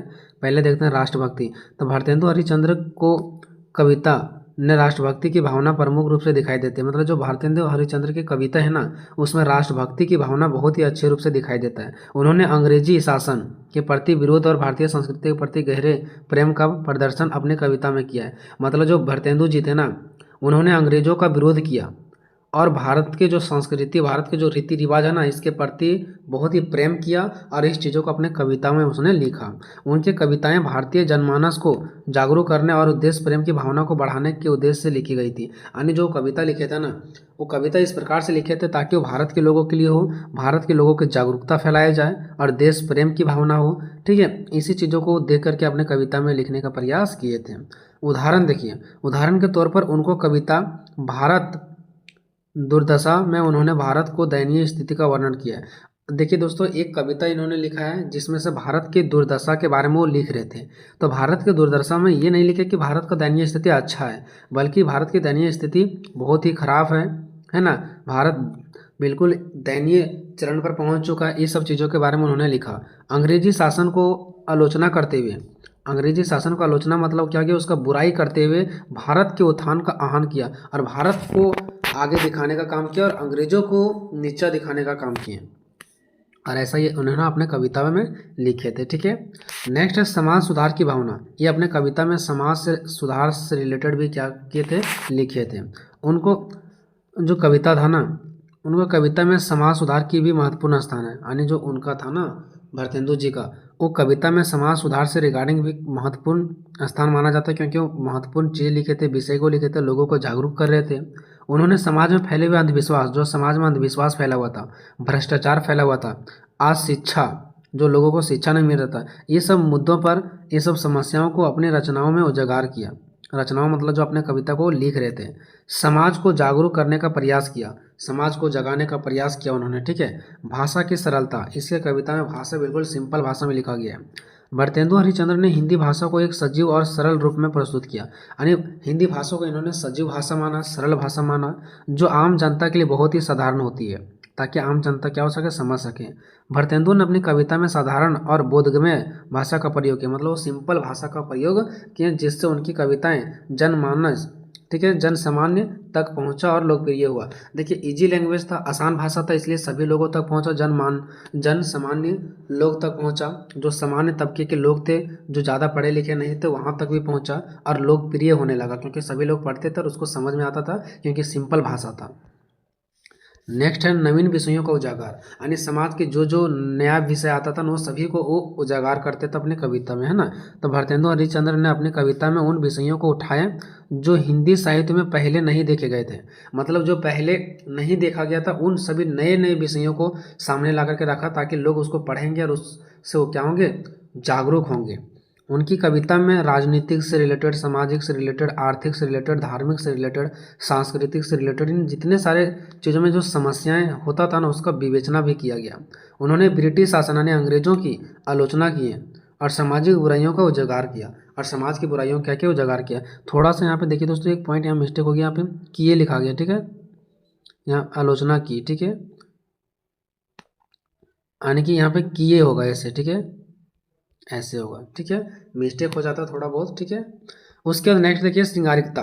देखिए कोई भी कविता होता है ना दोस्तों, उसमें जितना श्रृंगारिकता रहेगा उतना ही प्रेम की बातों चलेगा और उतना ही वो उस कविता हमें क्या करेगा, अट्रैक्टिव बढ़ाएगा, ठीक है, अट्रैक्टिव करता है। नेक्स्ट है उनकी रचनाओं में श्रृंगारिकता का भी अद्भुत सामंजस्य देखने को मिलता है, यानी कि उसकी कविता में श्रृंगारिकता भी देखने को मिलता है।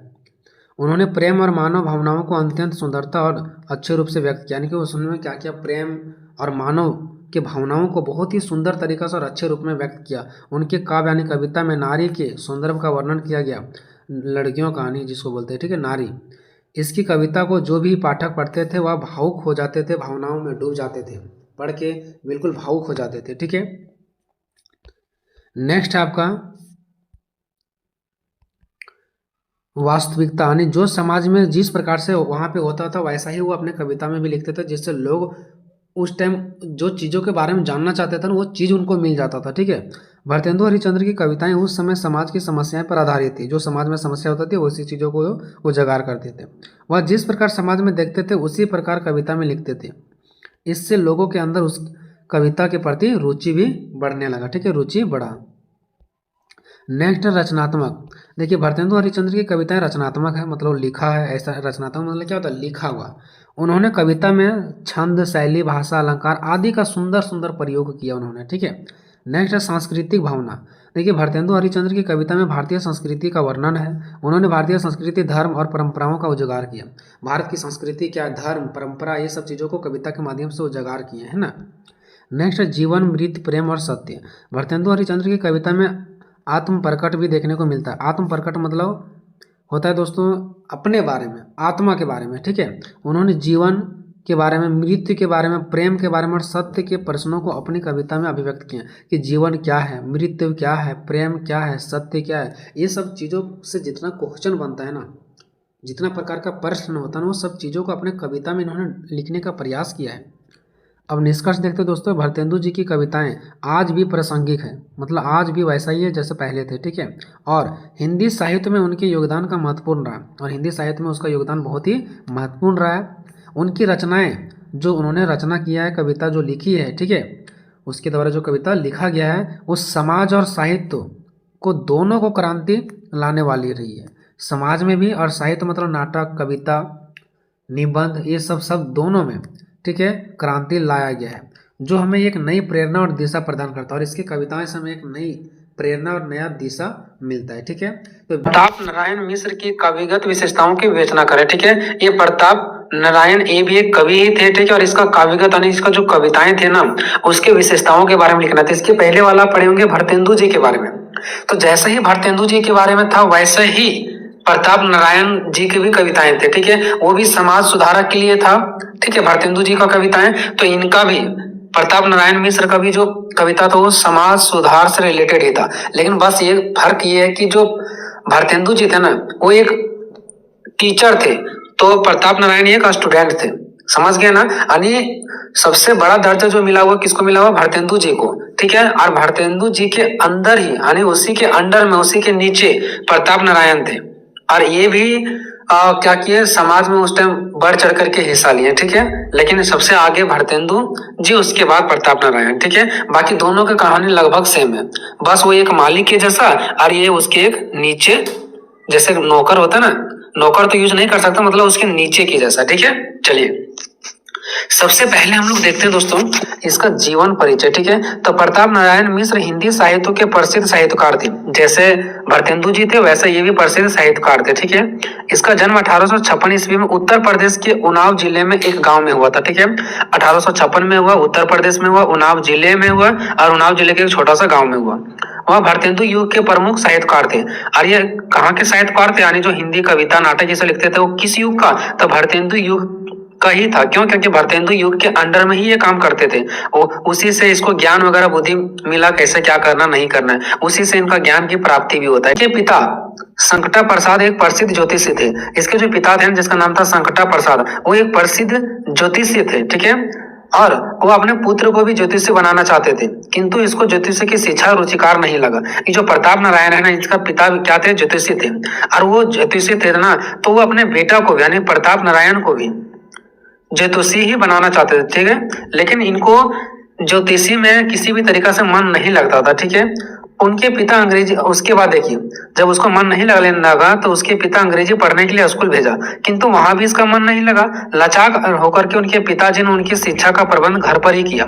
जब वो स्कूल में नहीं जाने लगा ना तो उसका पिताजी जो थे ना वो शिक्षा का प्रबंध इसको घर में ही उपलब्ध करवा दिया। जैसे हम लोग ट्यूशन मास्टर को कैसे घर बुलाते हैं कोचिंग पढ़ाने के लिए, ट्यूशन के लिए, वैसे उनके पिताजी भी पढ़ाने की शिक्षा का जो प्रबंध था, उसका व्यवस्था था, वो घर में ही कर दिया उसका, ठीक है। सबसे पहले इसका ज्योतिषी में भी मन नहीं लगा।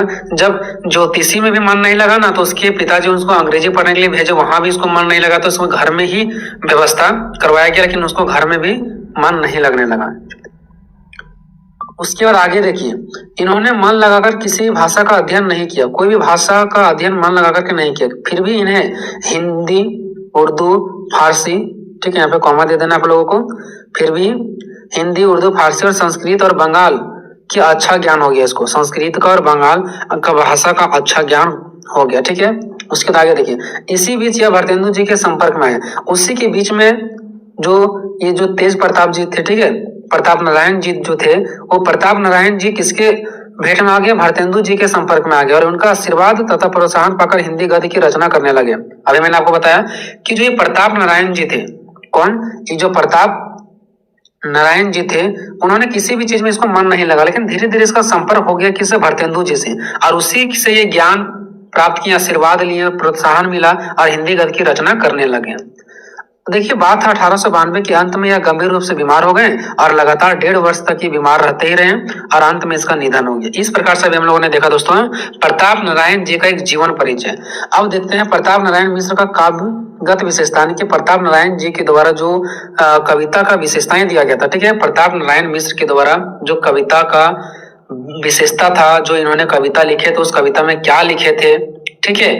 तो उस कविता में लोगों को वो क्या करते थे, जगाने का प्रयास करते थे। समाज में जो गलत बुराइयां कुर्तियां फैला हुआ था उसको क्या किए, तो उस कृतियां को, उस कृतियां जो बुराई फैला हुआ था समाज में उसको हटाने का काम किया, लोगों के साथ जो अत्याचार होता था उसको हटाने का काम किया। ठीक है, तो देखिए दोस्तों, इसके पहले जो भारतेंदु जी का काव्यगत विशेषता पढ़े थे और अभी पढ़ रहे प्रताप नारायण मिश्र काव्यगत की विशेषता। ठीक है, हम आपको लास्ट में दोनों का एक शॉर्टकट ट्रिक बता देंगे। ठीक है, देखिए सबसे पहले ये जो प्रताप नारायण मिश्र की जो कविता था ना वो हास्य और व्यंग था, यानी हास्य पे, यानी उसको उससे हंसी भी आता था। ठीक है, पढ़ करके सामाजिक बुराइयों पर व्यंग, यानी ये समाज बुराई पर अपने विचार दिए।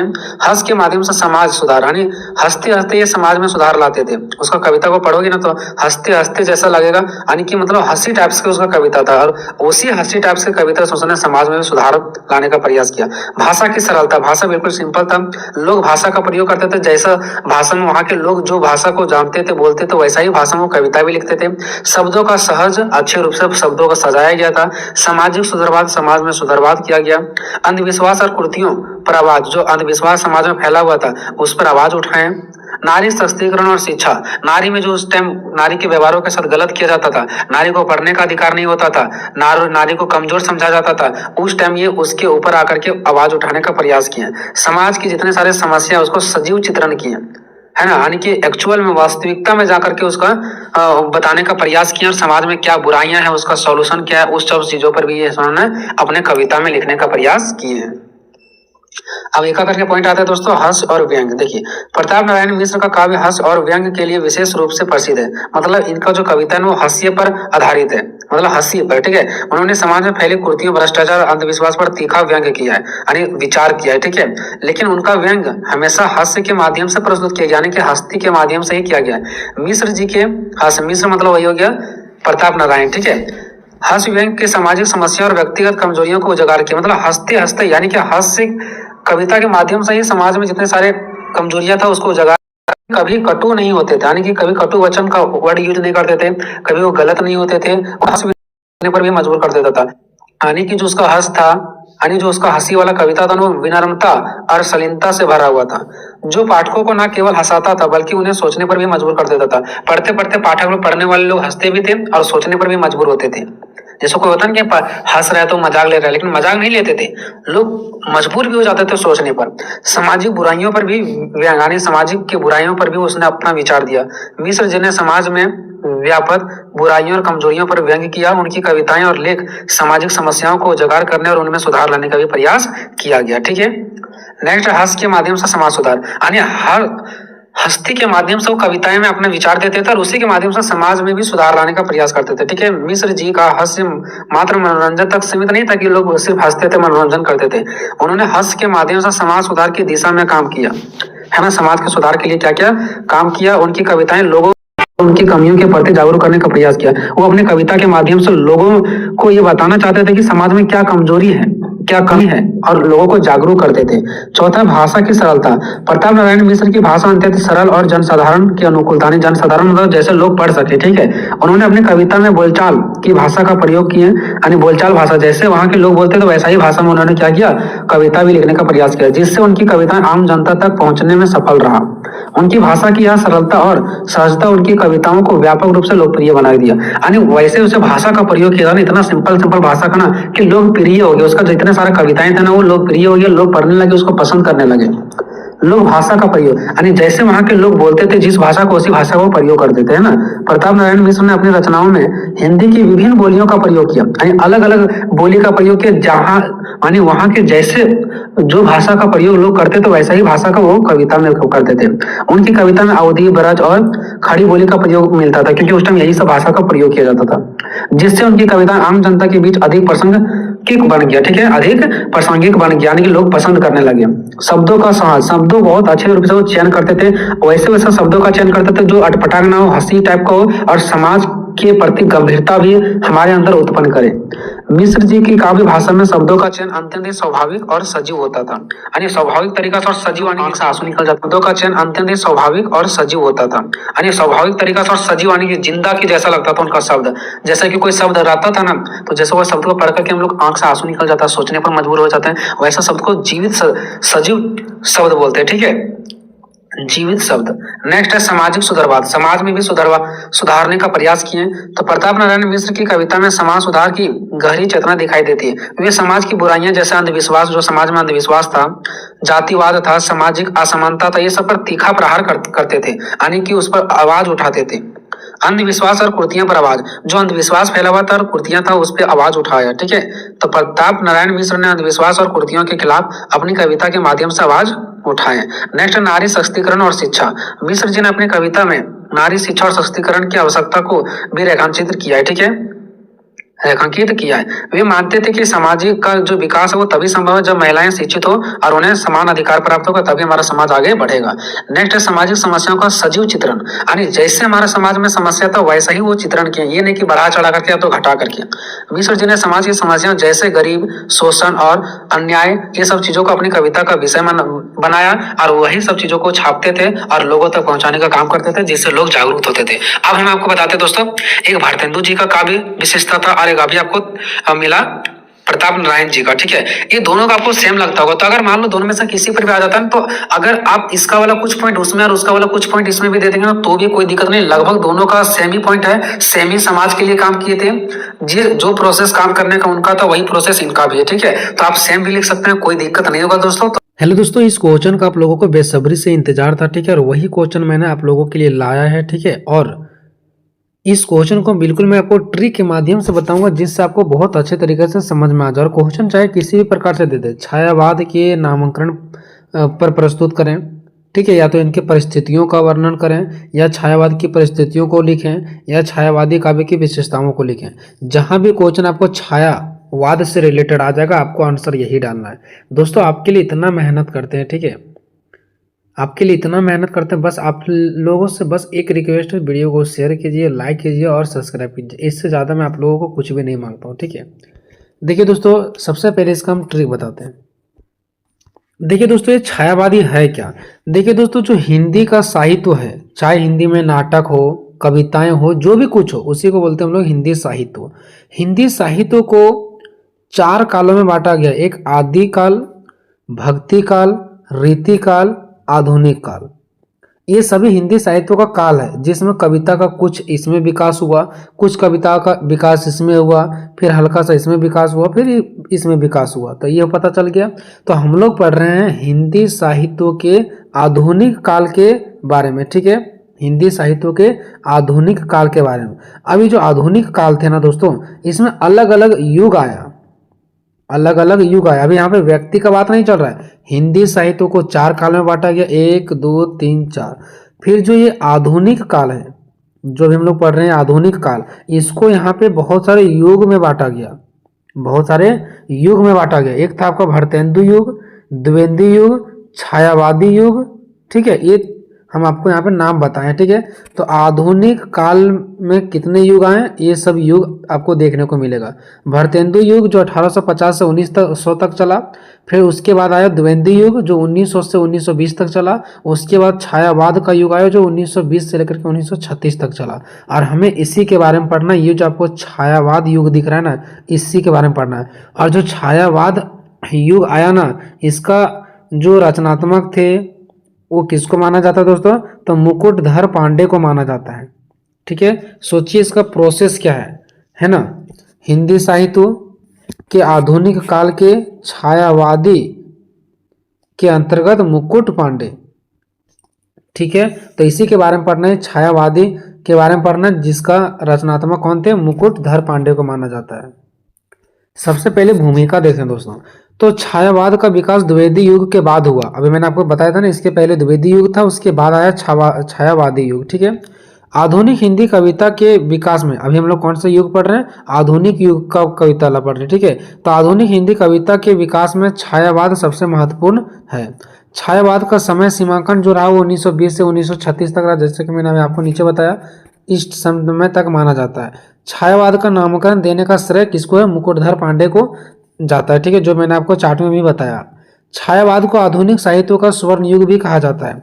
आधुनिक साहित्य का हम लोग ये क्या पढ़ रहे थे? हिंदी साहित्य के आधुनिक काल के बारे में। तो आधुनिक साहित्य को ही स्वर्ण युग कहा जाता है, क्योंकि इस टाइम कविता का बहुत ज़्यादा विकास हुआ था, छायावादी युग में बहुत ज़्यादा विकास हुआ था, इसीलिए इसको स्वर्ण युग के नाम से भी जाना जाता है। इसी का कुछ पॉइंट देख लेते हैं। देखिए, छायावाद एक ऐसी कविता है, आंदोलन है, मतलब इसमें कविता का विकास हुआ, इसीलिए इसको कविता का आंदोलन बोला गया, जिसमें कवियों, जो कवि लोग हैं, उन्होंने अपनी कविताओं में प्रकृति की सुंदरता, मानवीय भावना यानी मानव लोगों का भावना और आत्मिक अनुभव, और जो अनुभव है उसको व्यक्त किए। जो कवि लोग हैं वो प्रकृति की सुंदरता के बारे में बताएं, मानव की भावनाओं के बारे में बताएं, और उन्होंने खुद से अपने अनुभवों के बारे में भी व्यक्त किए कविताएं में।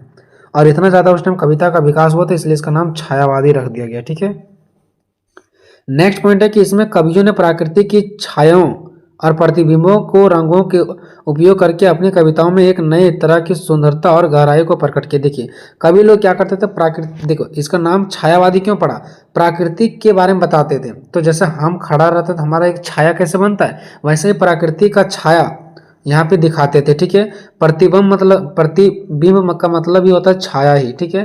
तो इसमें किसका छाया दिखाया गया, प्रकृति का छाया, मनुष्य के भावनाओं का छाया, ये सब चीज़ों का चर्चा किया गया यहाँ पे। ठीक है। नेक्स्ट है कि छायावाद हिंदी साहित्य के आधुनिक दौर में द्विवेदी युग के बाद की एक कविता धारा है। ये मैंने आपको पहले ही बताया कि जो हिंदी साहित्य है ना, ये जो छायावाद है ना, ये हिंदी साहित्य के आधुनिक दौर का है, आधुनिक युग का है। और ये कौन सा काल के बाद आया था, तो द्विवेदी युग के बाद आया था, है ना, आपको पता होगा। छायावाद में प्रकृति को मानवीय रूप में दिखाया गया है, यानी छायावाद कविता में प्रकृति को बिल्कुल मानव के रूप में दिखाया गया। भले प्राकृतिक में पेड़ पौधे मानव के जैसा चल नहीं सकते हैं, लेकिन कविता में उसको एक मानव के जैसा दिखाया गया। आप कहीं देखे होंगे फिगर, पेड़ तो रहता है लेकिन वो आदमी के रूप में रहता है, उसका आंख बना दिया जाता है, नाक मुंह कान बना दिया जाता है, जिससे ये पता चलता है कि पेड़ हमें ये बता रहे हैं कि हमें मत काटो, है ना। तो इस प्रकार से प्रकृति को मानवीय रूप में भी दिखाया गया, वो अपने कविता में दिखाए। ठीक है। अब देखते हैं छायावादी की परिभाषा। तो अलग अलग प्रकार के जो विद्वान लोग थे, विचारक लोग थे, वो छायावाद का अलग अलग क्या दे दिए, यानी कि इसका परिभाषा दिए। ठीक है। तो छायावाद शब्द को हम किसी एक विशेष या परिभाषा में नहीं बांध सकते हैं, यानी छायावाद को किसी एक अर्थ के रूप में या तो एक शब्द या विषय परिभाषा के रूप में हम नहीं बांध सकते, बल्कि इसमें अलग अलग विद्वान जो लोग थे ना, वो अलग अलग क्या दिए, इसका परिभाषाएं दी हैं। देखते हैं मुकुटधर पांडे ने क्या कहा। तो ये जो मुकुटधर पांडे थे ना, इनका कहना था कि जो छायावाद है ना, वो मुकुटधर पांडे ने छायावाद को रहस्यवाद बताया। क्या बताया, रहस्यवाद। रहस्यवाद मतलब छायावाद ही, रहस्यवाद का मतलब क्या होता है, छायावाद। ठीक है। तो मुकुटधर पांडे था ना, इन्होंने छायावाद को रहस्यवाद बताया। क्या बताया, रहस्यवाद। ये आपको याद रखना पड़ेगा। ठीक है। शुल्क जी जो थे, जो शुल्क विचारक थे, इन्होंने छायावाद को, इन्होंने भी रहस्यवाद बताया। ठीक है। डॉक्टर रामकुमार के अनुसार, इनका कहना था, इनके अनुसार से जब परमात्मा का छाया आत्मा में पड़ने लगता है, परमात्मा का छाया किसमें, आत्मा में, और आत्मा का छाया परमात्मा में, तो यही हमारा छायावाद है। इनका परिभाषा था। जयशंकर प्रसाद के अनुसार प्राकृतिक में चेतना का आरोप छायावाद है। इनका कहना था कि जो प्राकृतिक में चेतना है ना का जो आरोप है, वही क्या है, छायावाद है। नेक्स्ट है डॉक्टर नागेंद्र के अनुसार, इनका कहना था कि स्थूल के प्रति सूक्ष्म का विद्रोह छायावाद है। ये समझाने का कोई तरीका नहीं दोस्तों, ये विचारक लोग क्या दिए, अपना परिभाषा दिए। तो हम आपको यहाँ पे परिभाषा 1 2 3 4 5 परिभाषा बताएं। आप एग्जाम में 2 से अधिक परिभाषा लिख सकते हैं, 2 या 3 4 5। ठीक है। तो प्रयास कीजिएगा 2 से अधिक लिखें, जो भी आपको 5 में से 2 3 समझ आया वो लिख सकते हैं। अब बात करते हैं छायावाद के कवि कौन थे। तो छायावाद के में बहुत सारे कवि थे। जो छायावादी युग था, इसमें बहुत सारे कवि थे, लेकिन इसमें प्रमुख जो थे वो 4 प्रकार के कवि थे, और इसी को छायावाद के 4 स्तंभ माना गया। स्तंभ मतलब सबसे मजबूती वाले कवि, जो जयशंकर प्रसाद है, सूर्यकांत त्रिपाठी निराला है, सुमित्रानंद पंत है, और महादेवी वर्मा। ये 4 जो कवि है, इसको सबसे ज़्यादा इम्पोर्टेंट माना गया, और इसी के कारण छायावाद आ पाया, और इसी की वजह से इनका नाम छायावाद पड़ा। ठीक है। तो जयशंकर प्रसाद जो पहला कवि थे, दूसरा सूर्यकांत त्रिपाठी निराला जो दूसरा कवि थे, तीसरा सुमित्रानंद पंत, ठीक है, तीसरा कवि, और चौथा महादेवी वर्मा, ये जो चौथा कवि थे। इन काव्य धारा के प्रतिनिधि तो कवि माने जाते हैं, यानी कि छायावादी के कवि माने जाते हैं, और छायावाद नामकरण का श्रेष्ठ मुकुटधर पांडे को जाता है। अब देखिए, 4 तो कवि हैं, 1 2 3 4, लेकिन छायावाद के जो मुख्य श्रेय जाता है वो किसको जाता है? मुकुटधर पांडे को जाता है। ठीक है, इन लोग भी बहुत ज़्यादा इंपॉर्टेंट वाले कवि थे, लेकिन जो मेन श्रेय जाता है वो मुकुटधर पांडे को जाता है। ठीक है, अब देखते हैं छायावादी काव्य की विशेषताएं, कि जो छायावादी काव्य है ना, यानी छायावादी काव्य का मतलब होता है दोस्तों कविता, तो इसका क्या क्या विशेषताएं हैं। ठीक है, तो सबसे पहला इसका प्राकृतिक की सुंदरता वर्णन, यानी कि छायावादी कवियों ने, जो छायावादी के कवि थे, वो प्राकृतिक की सुंदरता का वर्णन अपनी कविता में किया है, बहुत आसान है। नेक्स्ट है मानवीय भावनाओं और आत्मिक अनुभवों का व्यक्तिकरण। ठीक है, यानी मानव के भावना जो है वो और उनके अंदर की जो अनुभव है उस सभी को क्या किया गया? व्यक्तिकरण किया गया, कविता में लिखा गया। छायावादी कवियों ने अपनी कविताओं में मानवीय भावना और आत्मिक अनुभवों को व्यक्त किया। ठीक है, बहुत सारा पॉइंट बता रहे हैं दोस्तों, यहाँ पे लगभग 12 से 13 पॉइंट हम बता रहे हैं, जिसमें से आप कोई 8 9 पॉइंट 10 पॉइंट लिख सकते हैं, जो भी आपको बहुत अच्छे तरीके से समझ में आता हो। ठीक है, नेक्स्ट है कि प्राकृतिक छायाओं, प्रतिबिंब और रंगों का उपयोग। देखिए, कविता में छाया का उपयोग किया गया था, जैसे प्राकृतिक छाया मैंने आपको बताया था, पेड़ का एग्जाम्पल लेकर के, छाया प्रतिबिंबों, बहुत सारे प्रतिबिंब चीज़ों का प्रतिबिंब लेकर के, जैसे पेड़ के बारे में बताना है तो पेड़ को तो एक्चुअल में तो नहीं छापेंगे, पेड़ का एग्जाम्पल लिया जाएगा दूसरे चीज़ों से, तो उसी को बोलते हैं छाया, जो हम एक एग्जाम्पल दूसरे से लेते हैं, है ना। और रंगों का उपयोग, तो छायावादी कवियों ने अपनी कविताओं में प्राकृतिक छायाओं का, प्रतिबिंबों का और रंगों का उपयोग करके एक नए तरह की सुंदरता और गहराई को प्रकट किया है अपने कविता में। नेक्स्ट, आत्मिक और आध्यात्मिक विषयों का वर्णन। छायावादी कवियों ने अपने कविता में आत्मिक और आध्यात्मिक, आत्मिक मतलब अंदर की चीज़ों, आत्मा से रिलेटेड, और आध्यात्मिक मतलब जो अध्ययन से रिलेटेड है, ये सब विषयों का भी वर्णन किए हैं।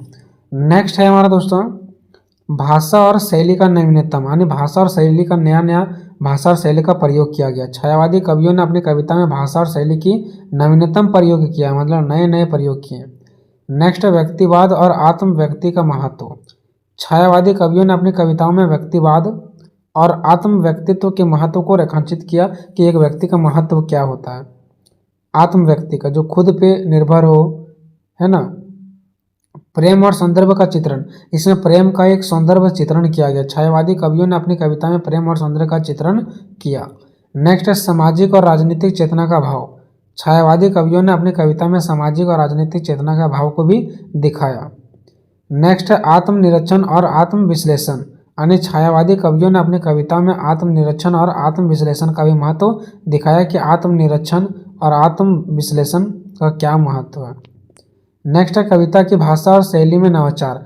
जो कविता का भाषा है वो सरल भाषा में था, नया भाषा का प्रयोग किया जा रहा, नया शैली का प्रयोग किया जा रहा था, हर बार नया तरीके से लिखा जाता था। ठीक है, छायावादी कवियों ने कविता की भाषा और शैली में नवाचार किया, नवाचार मतलब नए उपचार किए, नए उसमें बदलाव किए। ठीक है, नेक्स्ट है नारी के प्रति नवीन भावना।